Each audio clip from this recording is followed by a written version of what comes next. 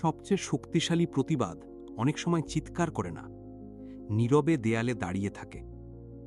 কিছু চরিত্র আছে যাদের কোনো জীবনই নেই, কোনো জন্মদিন নেই, কোনো পরিচয় নেই, তবুও তারা হাজার মানুষের মনে বেঁচে থাকে। আমাদের দেশে এমনই একটি পরিচয়হীন চরিত্রের নাম সুবোধ। সে কোনো সিনেমার নায়ক নয়, কোনো উপন্যাসের চরিত্রও নয়। সে জন্মেছিল ঢাকার দেয়ালে, একজন রহস্যময় শিল্পীর স্প্রে পেন্টে আঁচড়ে, আর তারপর ধীরে ধীরে পরিণত হয়েছিল একটি প্রশ্নে, একটি প্রতিবাদে, একটি বিবেকে। প্রায় এক দশক আগে ঢাকার বিভিন্ন অলিগলির দেয়ালে হঠাৎ দেখা গেল এক অদ্ভুত মানুষকে। অগোছালো চুল, ক্লান্ত মুখ, ছেঁড়া পোশাক, হাতে একটি ছোট খাঁচা, আর সেই খাঁচার ভেতরে বন্দি একটি সূর্য। পাশে লেখা, সুবোধ, তুই পালিয়ে যা, সময় এখন পক্ষে না। কেউ জানত না কে এঁকেছে, কেউ জানত না কেন এঁকেছে, কিন্তু সবাই থেমে গিয়েছিল।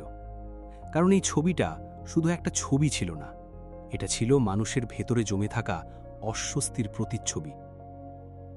অনেকে প্রশ্ন করেছিল, সুবোধ কে? সে কি একজন মানুষ, নাকি আমাদের প্রত্যেকের ভেতরে লুকিয়ে থাকা সেই অংশ যে এখনও সত্য বলতে চায়? হয়তো সুবোধ কোনো ব্যক্তি নয়, সে একটি প্রতীক, একজন সাধারণ মানুষের প্রতীক, যে অন্যায় দেখে, প্রতিবাদ করতে চায়, কিন্তু ভয় পায়, তবুও ভেতরে ভেতরে আশা ছাড়ে না। আর সেই খাঁচার ভেতরের সূর্যটা, এটাই সম্ভবত সুবোধের সবচেয়ে শক্তিশালী প্রতীক। সূর্য মানে আলো, স্বাধীনতা, সত্য, আশা। কিন্তু সেই আলো বন্দী, অর্থাৎ আলো আছে কিন্তু মুক্ত নয়, স্বপ্ন আছে কিন্তু বাস্তব নয়।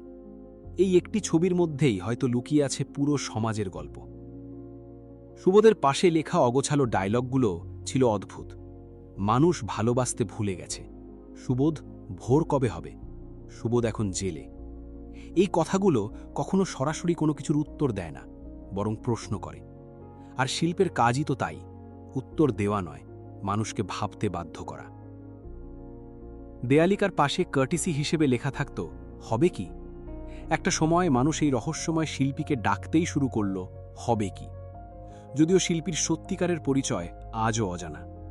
হয়তো এই অজ্ঞাত পরিচয়ই সুবোধকে আরও শক্তিশালী করেছে, কারণ এখানে আলোচনার কেন্দ্রবিন্দু শিল্পী নয়, শিল্প। অনেকে সুবোধকে ব্রিটিশ স্ট্রিট আর্টিস্ট ব্যাংকসির সঙ্গে তুলনা করেন, কারণ দুজনেই দেয়ালকে ক্যানভাস বানিয়েছেন, দুজনেই পরিচয় গোপন রেখেছেন, আর দুজনেই প্রশ্ন করেছেন, ক্ষমতাকে নয়, শুধু মানুষের বিবেককেও। সময়ের সঙ্গে সঙ্গে সুবোধের ছবিও বদলেছে। কখনো তাকে জেলের ভেতরে দেখা গেছে, কখনো শিশুকে বুকে নিয়ে, আবার সাম্প্রতিক সময়ে যুদ্ধবিরোধী বার্তাসহ নতুন রূপেও তাকে দেখা গেছে। দেয়াল বদলেছে, সময় বদলেছে, কিন্তু সুবোধের প্রশ্ন বদলায়নি। আজও সে যেন জিজ্ঞেস করে, আমরা কি সত্যিই মুক্ত? আমরা কি সত্যিই মানুষকে ভালোবাসতে শিখেছি? সুবোধ আমাদের কালেকটিভ কনসেন্স, সমষ্টিগত বিবেক। কার্ল ইয়ুং বলেছিলেন, who looks outside dreams, who looks inside awakens. সুবোধ আমাদের বাইরের পৃথিবী দেখায় না, সে আমাদের নিজের ভেতরটা দেখায়। আলবেয়ার কামু লিখেছিলেন, The only way to deal with an unfree world is to become so absolutely free that your very existence is an act of rebellion.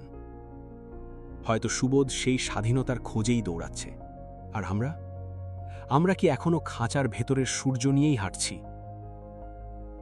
আজ প্রায় এক দশক পেরিয়ে গেছে, তবুও মানুষ সুবোধকে মনে রেখেছে, কারণ সে কোনো পলিটিক্যাল পোস্টার নয়, সে কোনো প্রচারণাও নয়, সে একটি অনুভূতি, একটি নীরব প্রশ্ন, একটি অস্থির বিবেক।